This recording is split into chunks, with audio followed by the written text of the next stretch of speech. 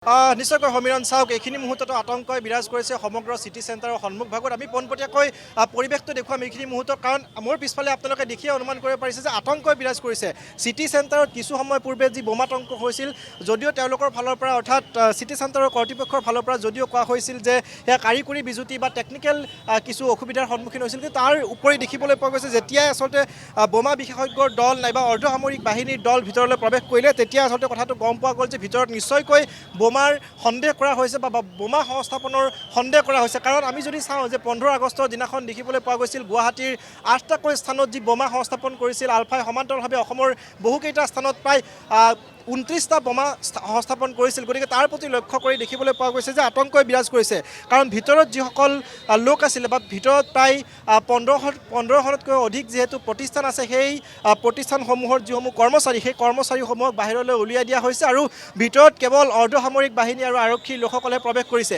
কিছু সময় পূৰ্বে ইয়াত দেখিবলৈ পোৱা গৈছিল যে বোমা বিশেষজ্ঞৰ দল এটা প্ৰৱেশ কৰিছিল, লগত আছিল স্নিফাৰ ডগ, তাৰ লগতে অৰ্ধসামৰিক বাহিনীৰ লোক আছিল। আৰু সেইসকল লোক প্ৰৱেশ কৰাৰ পৰা এটা কথা স্পষ্ট হৈছে যে বোমা নিশ্চয়কৈ তাত আছে আৰু সেয়া নিষ্ক্ৰিয় কৰিবলৈ তেওঁলোকৰ যি দল, বিশেষজ্ঞৰ যি দল থাকে, সেই দলসমূহ তাত ভিতৰত প্ৰৱেশ কৰিছে আৰু প্ৰৱেশ কৰি এইখিনি মুহূৰ্তত তেওঁলোকৰ যি কাৰ্য, সেই কাৰ্য ভিতৰত কৰি আছে। গতিকে আমি বাহিৰৰ পৰিৱেশটো দেখুৱাইছোঁ, বাহিৰত যথেষ্ট আতংকই বিৰাজ কৰিছে, কাৰণ কিছু সময় পূৰ্বে যিহেতু এই খবৰটো আহিছিল আৰু তাৰ পাছতে দেখিবলৈ পোৱা গৈছিল প্ৰতিগৰাকী লোককে বাহিৰলৈ উলিয়াই দিয়া হৈছে। আৰু এইখিনি মুহূৰ্তত দেখিবলৈ পোৱা গৈছে সমগ্ৰ যি GS ৰোড, সেই GS ৰোডত যান জঁট দেখিবলৈ পোৱা গৈছে। সমান্তৰালভাৱে বাহিৰত যিসকল লোক আছে সেই লোকসকলৰ মাজত আতংকই দেখা দিয়া পৰিলক্ষিত হৈছে। আমি পোনপটীয়াকৈ প্ৰতিদিনৰ দৰ্শকসকলক ইয়াৰ দৃশ্যাংশ দেখুৱাইছোঁ। ভিডিঅ' জাৰ্নেলিষ্ট উৎপল কলিতা আছে, উৎপল কলিতাই দেখুৱাইছে যে আতংকই বিৰাজ কৰিছে, কাৰণ ভিতৰত যিসমূহ লোক আছিল প্ৰতিগৰাকী লোককে বাহিৰলৈ উলিয়াই দিয়া হৈছে। আমি কথা পাতিবলৈ চেষ্টা কৰিম।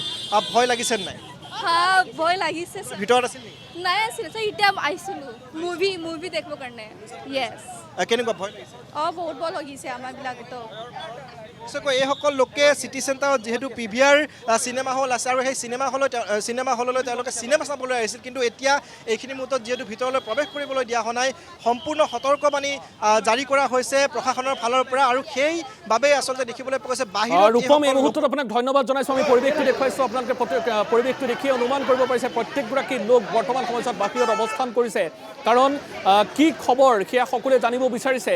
কাৰণ এই সমগ্ৰ বিষয় সন্দৰ্ভত ব্লেক মেছেজ দি কিনে কি লাভ আছে কওক?